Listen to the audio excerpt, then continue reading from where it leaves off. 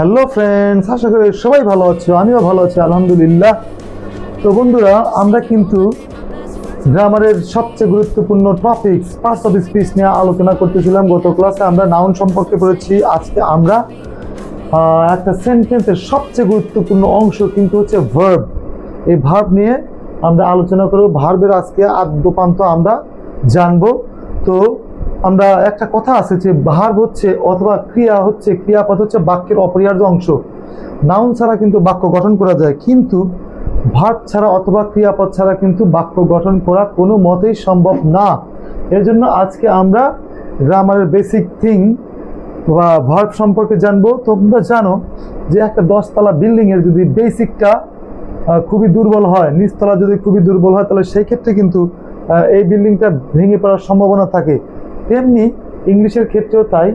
আমাদের বেসিকটা যদি মজবুত না হয়, স্ট্রং না হয়, তাহলে কিন্তু আমরা কোনো কিছুই পড়ে আমাদের কিন্তু কমপ্লিট করতে পারবো না, এবং যা কিছু করবো সব কিছু কিন্তু আমরা ভুলে যাব। আর বেসিকটা জানা থাকলে কি হবে, তুমি অল্প পড়েও কিন্তু বেশি কিছু পরীক্ষার খাতার লেখার সম্ভাবনা থাকবে, বেশি কিছু জানার সম্ভাবনা থাকবে। অল্প পড়েই তোমার বেশি লাভ হবে। তো চলো আমরা আজকে বাক্যের সবচেয়ে গুরুত্বপূর্ণ অংশ ভার্ব সম্পর্কে পড়বো।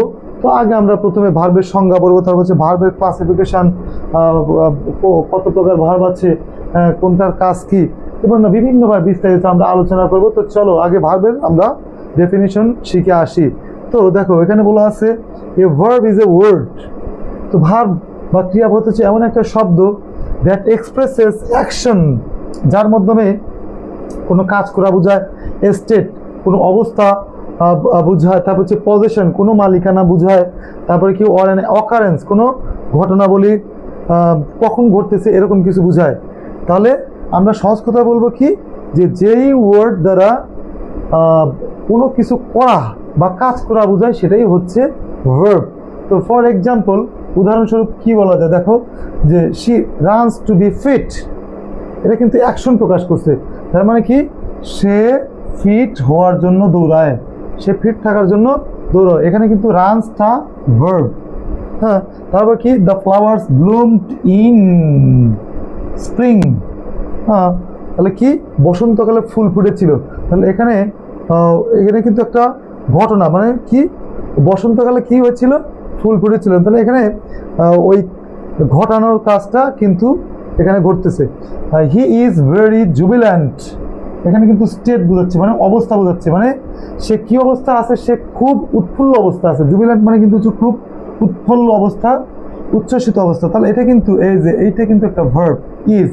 তো ইজ হচ্ছে হেল্পিং ভার্ব হিসেবে ইউজ হয়, আর তারপর কি মেইন ভার্ব হিসেবে ইউজ হয়। তো এই ক্ষেত্রে কিন্তু এটা হচ্ছে মেইন ভার্ব হিসেবে ইউজ হয়েছে। তো আমরা সব কিছু জানবো। তারপরে আমরা ভার্বের প্রকারভেদ সম্পর্কে জানবো বা ক্লাসিফিকেশন সম্পর্কে জানবো। আমরা জানি ভার্ব প্রধানত দুই প্রকার, একটা হচ্ছে ফাইনাইট ভার্ব আর একটা হচ্ছে নন ফাইনাইট ভার্ব। তো এই ফাইনাইট ভার্ব মানে কি এবং নন ফাইনাইট ভার্ব মানে কি সেটা আমাদের আবার জানতে হবে। তো ফাইনাইট ভার্ব হচ্ছে কি, যে ভার্ব দ্বারা বাক্যের অর্থ সম্পন্ন হওয়া বোঝায় সেটা হচ্ছে ফাইনাইট ভার্ব। আর নন ফাইনাইট ভার্ব কি, যে ভার্বের দ্বারা বাক্যের অর্থ সম্পূর্ণ হয় না সেটা হচ্ছে non finite verb. Finite verb যদি আমি বলি, একটা উদাহরণ প্রথমে দিয়ে যাই, যে আই স এ বার্ড, এই সয়ের দ্বারা কিন্তু তোমার কাজটা সম্পূর্ণ হওয়া বোঝালো। কিন্তু আমি যদি বলি যে ফিনিশিং দ্য ওয়ার্ক, এখানে কাজটা শেষ করিয়া, হ্যাঁ, বাক্যের অর্থ কিন্তু সম্পূর্ণ হয় নাই। তার মানে কি, এই ফিনিশিং এটা কিন্তু নন ফাইনাইট ভার্বের উদাহরণ। তো চলো, ফাইনাইট ভার্বকে প্রধানত দুই ভাগে ভাগ করা হয়েছে, একটা হচ্ছে মেইন ভার্ব, একটা হচ্ছে কি বন্ধুরা, মেইন ভার্ব, আর একটা হচ্ছে কি, এটা হচ্ছে মেইন ভার্ব, আর একটা হচ্ছে অক্সিলারি ভার্ব। মেইন ভার্ব তো আমরা বুঝতেছি, মেইন ভার্ব হচ্ছে প্রিন্সিপাল ভার্ব। প্রিন্সিপাল ভার্ব মানে হচ্ছে যে ভার্বের দ্বারা বাক্যের কি প্রধান কাজটা করা হয়, তো সেটাই হচ্ছে মেইন ভার্ব। মেইন ভার্বকে প্রধানত দুই ভাগে ভাগ করা হয়েছে, একটা হচ্ছে ট্রানজিটিভ ভার্ব, একটা হচ্ছে ইনট্রানজিটিভ ভার্ব। এগুলো আমরা শিখবো, ট্রানজিটিভ ভার্ব কাকে বলে, ইনট্রানজিটিভ ভার্ব কাকে বলে। হ্যাঁ, তো ট্রানজিটিভ ভার্ব একটু বলে যায় যে ট্রানজিটিভ ভার্ব হচ্ছে কি, যে ভার্বের অবজেক্ট থাকে সেটাই হচ্ছে ট্রানজিটিভ ভার্ব। যেমন আই ইট রাইস, রাইসটা কিন্তু এখানে অবজেক্ট। তো এখানে অনেক কিছু শেখার আছে, আমরা একটু বিস্তারিত পরে আলোচনা করতেছি। ইনট্রানজিটিভ ভার্ব মানে কি, যে ভার্বের কোনো অবজেক্ট দেওয়া যায় না সেটা হচ্ছে ইনট্রানজিটিভ ভার্ব। যেমন আই স্লিপ অ্যাট নাইট, আমি রাতে ঘুমাই। তো এই স্লিপের কিন্তু কোনো অবজেক্ট দেওয়া যাচ্ছে না, এই জন্য কি এটা হচ্ছে ইনট্রানজিটিভ ভার্ব। ফাইনাইট ভার্বের আর একটা ভাগ হচ্ছে কি অক্সিলারি ভার্ব। তো অক্সিলারি ভার্বের মধ্যে প্রধানত দুইটা ভাগ আছে, একটা হচ্ছে প্রাইমারি অক্সিলারি আর একটা হচ্ছে কি মডাল অক্সিলারি। তো আমরা এগুলো পরে শিখতেছি। তো ফাইনাইট ভার্ব আর একটা হচ্ছে কি নন ফাইনাইট ভার্ব। নন ফাইনাইট ভার্বের মধ্যে তিনটা জিনিস আমাদের পড়বে, একটা হচ্ছে ইনফিনিট, পার্টিসিপল অ্যান্ড জিরান্ট, এগুলো আমাদের পড়বে। চলো তারপরে আমাদের কি আছে দেখি। আচ্ছা তাহলে এখানে কি আছে দেখো, ফাইনাইট ভার্ব। ফাইনাইট ভার্ব আমরা কিছুক্ষণ আগে কিন্তু আমরা বলে আসলাম, কিন্তু এখানে আরো আমরা একটু বিস্তারিত করব। যে ভার্ব দ্বারা বাক্যের অর্থ সম্পূর্ণ হওয়া বোঝায় সেটাই কিন্তু হচ্ছে ফাইনাইট ভার্ব। যেমন he has done the work, এখানে কিন্তু বাক্যের অর্থটা সম্পূর্ণ হয়ে গেছে, এই জন্য এটা হচ্ছে কি finite verb. He has done the work, সে কাজটা শেষ করেছে, মানে কি বাক্যের অর্থটা সম্পূর্ণ হয়েছে। I found him at night, আমি গতকাল বা আমি রাতে তাকে ফোন করেছিলাম, তাহলে এখানে ফোন করার কাজটা কিন্তু শেষ হয়ে গেছে, এই জন্য এটা হচ্ছে কি বন্ধুরা ফাইনাইট ভার্ব। তারপরে কি আছে চলো দেখি, নন ফাইনাইট ভার্ব। হ্যাঁ, তো নন ফাইনাইট ভার্ব আমরা কিছুক্ষণ আগে শিখেছিলাম যে ভার্বের দ্বারা বাক্যের অর্থ সম্পূর্ণ হওয়া বোঝায় না বা সম্পূর্ণ হয় না, সেটা হচ্ছে নন ফাইনাইট ভার্ব। যেমন he likes to play football, এই টু প্লেটা এখানে কিন্তু হচ্ছে নন ফাইনাইট ভার্ব।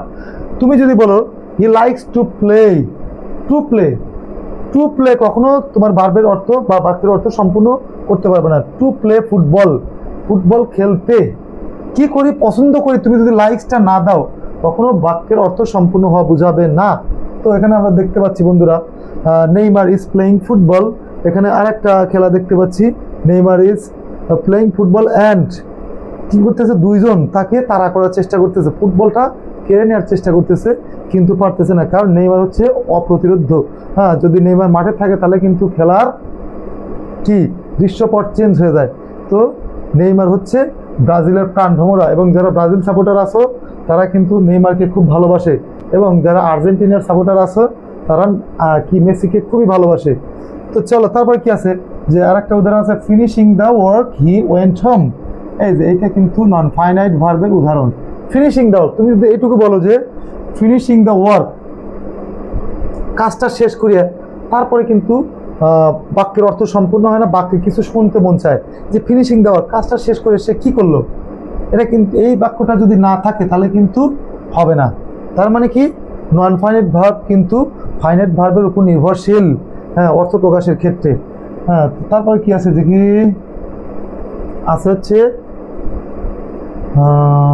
হচ্ছে আমাদের মেইন ভার্ব। আমরা জানি মেইন ভার্ব হচ্ছে, কিছুক্ষণ আগে একটু হালকা টাচ দিয়ে আসছিলাম, মেইন ভার্ব কিন্তু হচ্ছে দুই প্রকার, একটা হচ্ছে কি বন্ধুরা ট্রানজিটিভ ভার্ব, দেখো ট্রানজিটিভ ভার্ব, আর একটা হচ্ছে ইনট্রানজিটিভ ভার্ব। তো এই ক্ষেত্রে ভার্ব সম্পর্কে খুবই ধারণা থাকতে হবে, এবং তাছাড়া কিন্তু আমরা কোথায় কোন ভার্ব হবে, যেমন রাইট ফর্ম অফ ভার্বসের ক্ষেত্রে আমাদের দরকার হয়, তারপরে কি cloze test, with clues, without ক্লুজের ক্ষেত্রে এই ভার্বগুলো আমাদের বসাইতে হয়। ভার্সিটি অ্যাডমিশনের ক্ষেত্রে বলে যে এটা কোন ভার্ব, এটা কি ট্রানজিটিভ ভার্ব নাকি ইনট্রানজিটিভ ভার্ব, এটা কি ফাইনাইট ভার্ব নাকি নন ফাইনাইট ভার্ব, এটা কি জিরান নাকি এটা কি প্রেজেন্ট পার্টিসিপল, এগুলো কনফিউজিং ধরনের কোয়েশ্চেন আসে। তো এগুলো যদি আমরা খুঁটিনাটি পড়ি তাহলে কিন্তু আমাদের জন্যই ভালো হবে। তো যারা ভার্সিটিতে অ্যাডমিশন দিতে যাচ্ছে তাদের জন্য কিন্তু এগুলো খুবই গুরুত্বপূর্ণ। তো দেখো ট্রানজিটিভ ভার্ব কি, the verb which has object, যে ভার্বের অবজেক্ট থাকে সেটাই কিন্তু ট্রানজিটিভ ভার্ব। তো এই ট্রানজিটিভ ভার্ব আমাদের বোঝার দরকার কি কারণে, কারণ কি আমরা যখন অ্যাক্টিভ থেকে প্যাসিভ, প্যাসিভ থেকে অ্যাক্টিভ করতে যাই তখন এই অবজেক্টের দরকার হয়। আমরা যদি অবজেক্ট ধরতে না পারি তাহলে সেই ক্ষেত্রে কিন্তু আমরা প্যাসিভ ভয়েস করতে পারি না। তাহলে দেখো এখানে ট্রানজিটিভ ভার্ব আমরা কিভাবে বুঝবো সেটা আমরা জানবো। এটা হচ্ছে সাবজেক্ট, তাই না বন্ধুরা, এই আইটা কিন্তু এখানে সাবজেক্ট, বটটা কিন্তু এখানে কি ভার্ব, ট্রানজিটিভ ভার্ব। কেন ট্রানজিটিভ ভার্ব, কারণ এই ভার্বের কিন্তু আমরা অবজেক্ট দিয়েছি, সেটা কি, এ শার্ট, এই শার্টটা হচ্ছে একটা অবজেক্ট।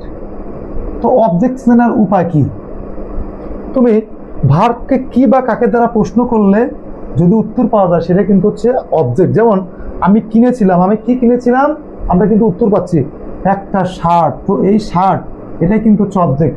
অথবা কাকে দ্বারা প্রশ্ন করলে যে উত্তর পাওয়া যায় সেটাই হচ্ছে অবজেক্ট। যেমন আমি তাকে একটা কলম দিলাম, I gave him a pen. আমি কাকে একটা কলম দিলাম, তাকে একটা কলম দিলাম। তাহলে সেই ক্ষেত্রে হিমটা কিন্তু হচ্ছে অবজেক্ট, এবং প্যাসিভ ভয়েস করার ক্ষেত্রে কিন্তু এই অবজেক্ট বিশাল গুরুত্বপূর্ণ ভূমিকা রাখে, এবং সেই ক্ষেত্রে আমাদের অবজেক্ট না জানলে হবে না। আচ্ছা, intransitive verb, the verb which contains no object, যে ভার্বের কি থাকে না, অবজেক্ট থাকে না, সেটাই কিন্তু হচ্ছে ইনট্রানজিটিভ ভার্ব। যেমন আই গো টু কলেজ, হ্যাঁ, এদের গো কিন্তু এখানে হচ্ছে intransitive verb. He sleeps at night, সে রাতের বেলা ঘুমায়। আচ্ছা, তুমি যদি প্রশ্ন করো ভার্বকে যে আমি যাই, আমি কোথায় যাই, আমি কি যাই, আমি কাকে যাই, বলতে পারো? অবশ্যই কিন্তু বলতে পারো না।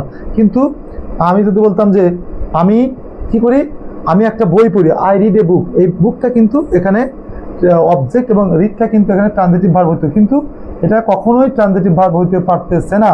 এরকম আরো যেমন আছে যে গো, স্লিপ, তারপর হচ্ছে কি লাভ, তারপর হচ্ছে ক্রাই, তারপর হচ্ছে ওয়াক, রান, এগুলো কিন্তু হচ্ছে ইনট্রানজিটিভ ভার্ব। তারপর কি আছে বন্ধুরা, হি স্লিপস অ্যাট নাইট, সে ঘুমায় রাতে।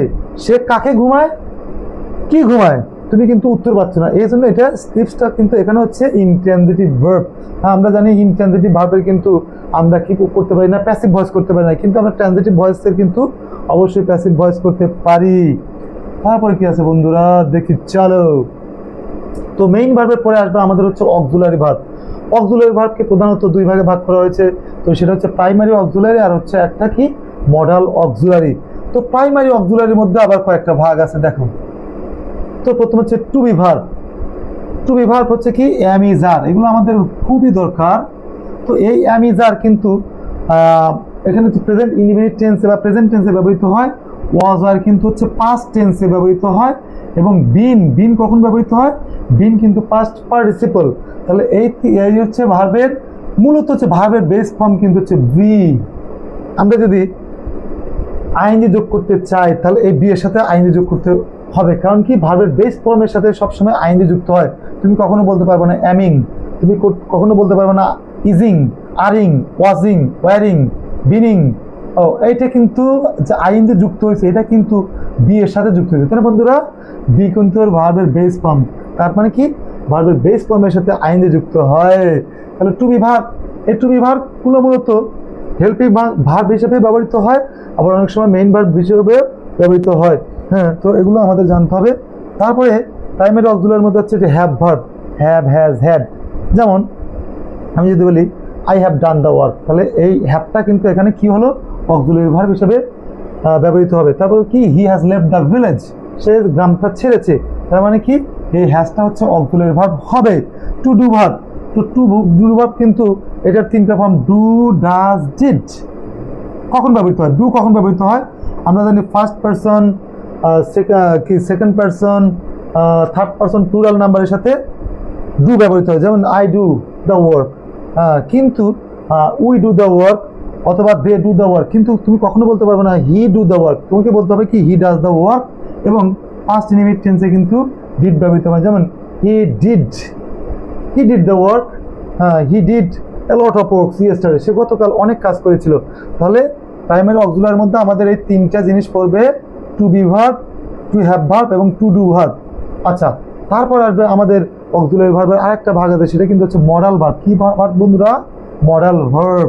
তো মডাল ভার্ব আমরা জানি এগুলো কখনো বাক্যে কি ভার্ব হিসেবে, মেইন ভার্ব হিসেবে ব্যবহৃত করতে পারবে না, এগুলো সবসময় হচ্ছে কি অক্সিলারি ভার্ব হিসেবে ব্যবহৃত হবে। তবে এগুলো কিন্তু মেইন ভার্ব হিসেবে ব্যবহৃত হইতে পারবে, যেমন হ্যাভ হতে পারে, হ্যাজ হতে পারে। যেমন আমি যদি বলি আই হ্যাভ এ বুক, আমার একটা বই আছে, এই হ্যাভটা কিন্তু এখানে main verb. Has, he has a lot of pens, তার অনেক কলম আছে। হ্যাঁ, ডু, এগুলো কিন্তু মেইন ভার্ব হিসেবে ব্যবহৃত হয়। আই ডু দ্য ওয়ার্ক, এটাই কিন্তু হচ্ছে মেইন ভার্ব, কিন্তু এগুলো কিন্তু হেল্পিং ভার্ব, অক্সিলারি ভার্ব হিসেবে ব্যবহৃত হয়। যেমন I do not do the work, আমি কাজটা করি না। হি ডাজ নট গো দেয়ার। হ্যাঁ, তাহলে এই ক্ষেত্রে এগুলো হচ্ছে helping verb plus main verb দুটো হিসেবে ব্যবহৃত হয়, কিন্তু মডাল ভার্ব কখনো মেইন ভার্ব হিসেবে ব্যবহৃত হইতে পারবে না, সবসময় কি অক্সিলারি ভার্ব হিসেবে ব্যবহৃত হবে। যেমন ক্যান, ক্যান হচ্ছে বর্তমান কাল, কুড হচ্ছে কি অতীতকাল। তো এগুলোর আবার অনেক বিশদ ব্যবহার আছে, আমরা এই পরের একটা ভিডিওতে এগুলো মডাল ভার্বের ইউজ আমরা করব বা শিখব। তো কখন ক্যান বসে, কখন কুড বসে, কখন মে বসে, কখন মাইট বসে, এগুলো আমরা শিখব। তবে পরে অল্প একটু আছে, আমরা সেটা শিখব। তার পরবর্তীতে এগুলো নিয়ে বিশদভাবে আমরা আলোচনা করতে হবে, যেমন can, could, may, might, shall, should, will, would, must, dare not, need not, ought to. তো মূলত এই 9টা হচ্ছে অরিজিনাল মডাল অক্সিলারি। তারপরে যেগুলো আছে ডেয়ার নট, নিড নট এবং ওয়াট টু, এগুলো কিন্তু সেমি মডাল অক্সিলারি। তার মানে এগুলো আসল বা অরিজিনাল না। তারপরে চলো দেখি আছে, ও মাই গড, এক্সাম্পল তুমি ভাবে উদাহরণ দিয়েছে, যেমন হি ইজ টিচিং আস, এটা কিন্তু হেল্পিং ভার্ব হিসেবে কাজ করছে, সে আমাদেরকে শিখাইতেছে। হ্যাঁ, তার মানে কি ইজ, এম, ইজ আর এগুলো হচ্ছে কি হেল্পিং ভার্ব। তারপর কি তুমি ভাবে আরেকটা উদাহরণ দিয়েছে কি they were singing a song, তারা গান গাইতেছিল, তারা কি একটা গান গাইতেছিল। এই ওয়ার্ডটা কিন্তু পাস্ট কন্টিনিউয়াস টেন্স হয়েছে, কারণ কি এই যে সিঙ্গিং, এটা কিন্তু পাস্ট কন্টিনিউয়াস টেন্স, আর এটা কি present continuous tends to be verb হিসাবে বা হেল্পিং ভার্ব হিসাবে ব্যবহৃত হয়েছে। হ্যাঁ, তো তারপর দেখো টু হ্যাভ ভার্ব উদাহরণ দিয়েছে এখানে, he has given me a rose, দেখো আমাকে একটা সে কিন্তু ফুল দিয়েছে, কত সুন্দর একটা ফুল। হ্যাঁ, কিন্তু সে কিন্তু আমার ধ্যান নাই, কিন্তু আমাকে বলতে হচ্ছে সে আমাকে দিয়েছে। হ্যাঁ, তোমাদের যাদের ইচ্ছা তারা আমাকে একটা ফুল দিতেও পারো, অথবা কোনো বন্ধু বান্ধবকে ফুল দিতেও পারো, কারণ flower is the symbol of love, beauty and purity. হ্যাঁ, rose is very nice to look at. হ্যাঁ, তো উই হ্যাভ ভিজিটেড, এই হ্যাভটা কিন্তু এখানে হেল্পিং ভার্ব, হ্যাজটা কিন্তু এখানে হেল্পিং ভার্ব। এই ডু নট, এই ডু নটটা কিন্তু এখানে হেল্পিং ভার্ব, ডাজ নটটা কিন্তু এখানে হেল্পিং ভার্ব হিসাবে ব্যবহৃত হয়েছে। যেমন he has given me a rose, we have visited the Taj Mahal, oh my God কত সুন্দর তাজমহল। তুমি তাজমহল গড়ো, হৃদয়ে তোমার কখনো হারালে, জল মুছে দিও, হৃদয়ে তোমার কখনো হারালে, এরকম একটা গান আছে তাজমহল নিয়ে। আমার প্রেমের তাজমহল, আমার প্রেমের তাজমহল, এই বুকেই বইছে যমুনা, নাই অথাই প্রেমের ঢল, তারি তীরে গড়ব আমি আমার প্রেমের তাজমহল, আমার প্রেমের তাজমহল, আমার প্রেমের তাজমহল, আমার প্রেমের তাজমহল, আমার প্রেমের তাজমহল। প্রেমের তাজমহল সিনেমার গান, রিয়াজ এবং শাবনূর। আচ্ছা, তাহলে অনেক সুন্দর একটা রোমান্টিক গান, শিল্পী হচ্ছে মনির খান। আচ্ছা দেখো, I do not mix with bad বয়স, আমি কখনো খারাপ ছেলেদের সাথে মিশি না, মেলামেশা করি না। আচ্ছা, he does not study attentively, he does not study attentively, এগুলো কিন্তু টু ডু ভার্বের হেল্পিং ভার্ব বা অক্সিলারি ভার্ব, এগুলো আমরা বলবো। তারপরে দেখো বন্ধুরা কি আছে, মডাল ভার্ব, যেগুলো বলতেছিলাম যে এগুলো নিয়ে আমাদের বিস্তারিত আলোচনা আছে, পরের কোনো ভিডিওতে আমি এগুলোর উপর ভিডিও দিব। তো অবশ্যই তোমরা স্টে টিউন, তোমরা সাথে থাকবে, keep in contact, keep in touch, তাহলে তোমরা অবশ্যই বুঝতে পারবে। আচ্ছা, ক্যান কখন বসে, যখন কোনো কিছু সামর্থ্য থাকা বোঝায়, তাহলে সেক্ষেত্রে ক্যান বসে। যেমন I can do the work, মানে আমি এই কাজটা করতে পারি। আমি এই কাজটা করতে পারি মানে কি আমার সামর্থ্য আছে, আমার অ্যাবিলিটি আছে, আমার যোগ্যতা আছে। পারমিশন বুঝাইতে কিন্তু ক্যান ব্যবহৃত হয়। যেমন ক্যান আই গো দেয়ার, আমি কি সেখানে যেতে পারি, ক্যান আই ডু দিস, আমি কি এটা করতে পারি। তো এটা অ্যাবিলিটি এবং পারমিশন বুঝাইতে কিন্তু ক্যান বসে। পসিবিলিটি অর্থে মে বসে, যেমন পসিবিলিটি মানে কি সম্ভাবনা, এবং পারমিশন নিতেও কিন্তু কি সম্ভাবনা বোঝে।